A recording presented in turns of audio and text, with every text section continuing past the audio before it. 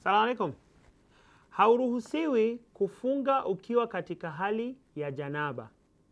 Ukiwa katika hali ya janaba, saumu yako inakuwa haitakabaliwi na haikubaliki, na unatakiwa ndio uweze kufunga ufanye ghusli ya janaba. Ghusli ya janaba ni ambaye tutaelezea katika vikao vingine. Iko na masharti yake na iko na namna yake ya kuoga ndio upate tahara ambayo inakuruhusu kufunga.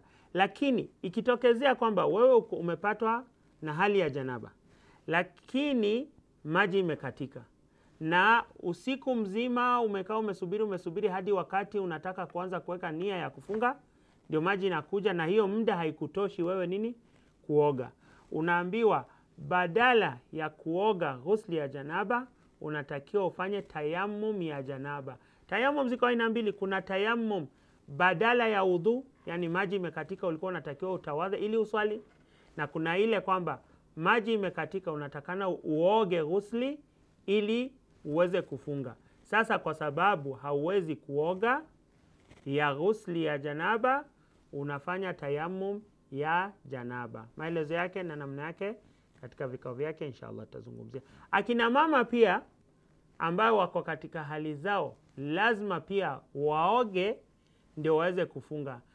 Siku zao zikiisha hawezi tu kwamba siku zimeisha wanaanza kufunga. Lazima wafanye nini? Wapate ghusli ya hizo siku zao ndio wanaruhusiwa sasa kufunga.